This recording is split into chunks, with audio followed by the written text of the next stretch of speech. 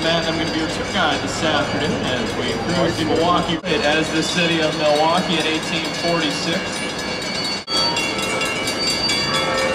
And in a few minutes, as we turn around, we're going to look at the Walker's Point. Now, the split in the downtown area has traditionally been that the area east of the river has been home to the city's business district. Well, the west half of this area has been the retail. Comprised of 5 separate buildings, all unified in architectural. Downtown Gimbel's department store.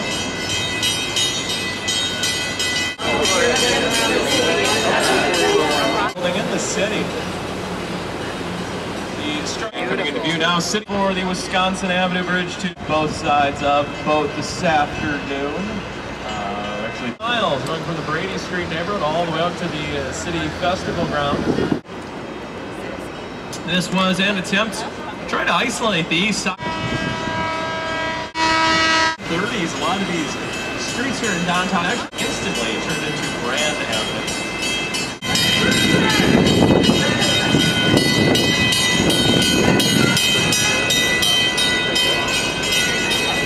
Detailed buildings in downtown. Built back in 1874, commissioned by a man named Alexander, who was one of the nation's wealthiest men at that time. He was the man who built the famous Milwaukee Road rail line. Also the state's first banking type.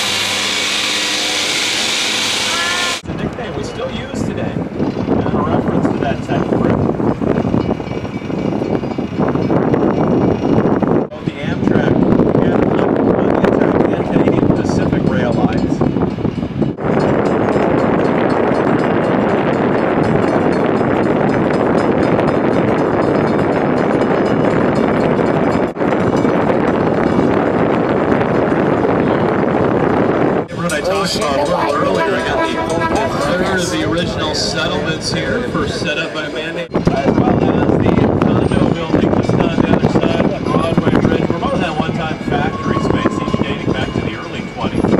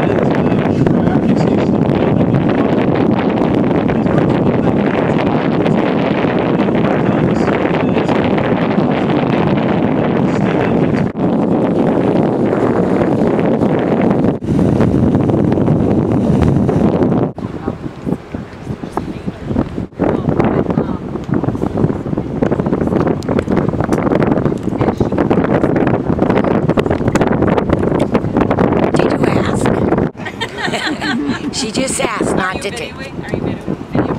In Milwaukee, and the Menominee down at the south end of the harbor. Some of these industrial areas.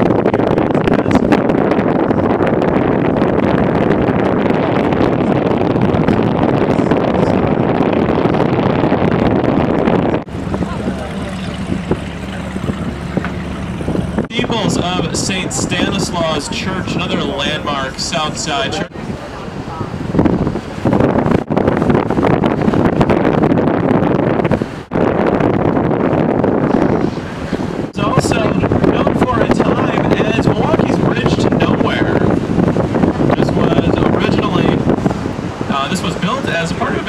Freeway project.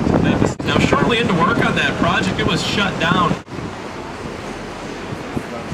Likely because of these waterways, because the fishing to be done in this part of the lake and the wild rice that were in the lake. You can see one of the natural features that would have drawn them to this particular spot.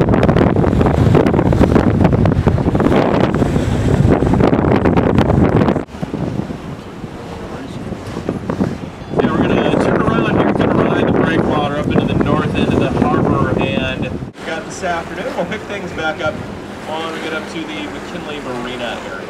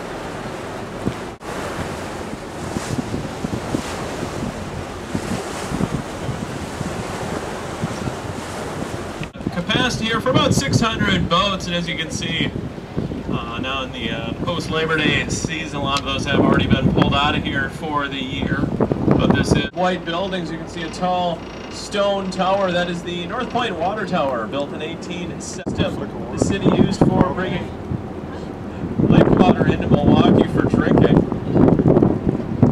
Yeah, it's the natural shoreline of Milwaukee. For the most part, all of the land.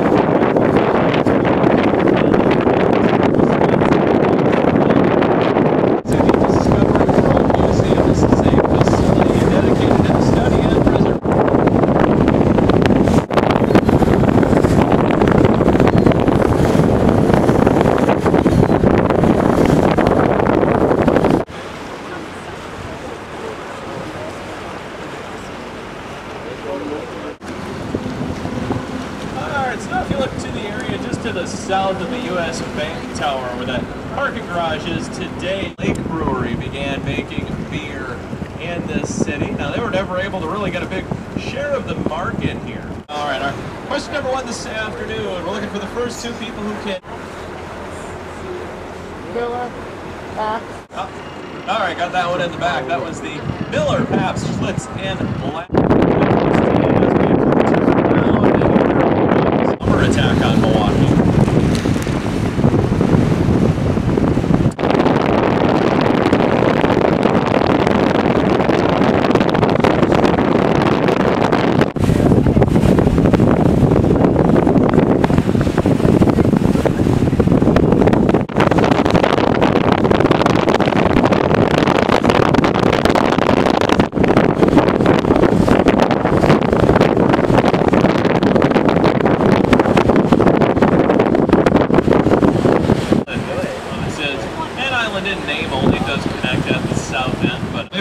fishing down here so good that within a couple of decades, this had developed into almost a city within a city. There were about 219 teens when the city of Milwaukee began taking illegal. This was initially a very marshy piece of land, and the people who lived here had used a lot of buckets of dirt and fill from the bottom of the riverway to build it up.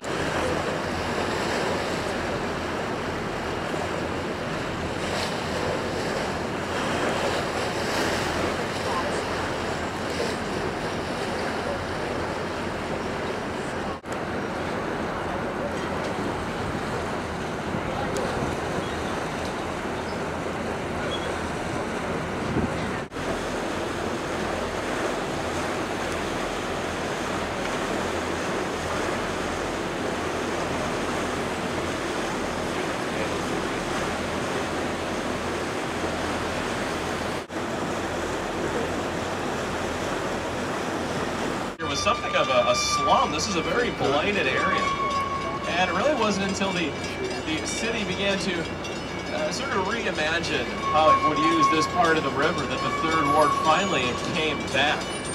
Now the reinvention of the Milwaukee River coincided with some revitalization efforts in the downtown area in the early 80s, and with that the city put a lot of effort into trying to bring out the more recreational aspects of this waterway. This had previously been seen as pretty much a purely industrial asset to the city, means of getting things into and out of the area. To help transition the riverway, it involved a pretty extensive cleanup of, like the river walk, which we talked about a little earlier, all designed to help the river act as a magnet to draw by the rebirth of the Milwaukee River.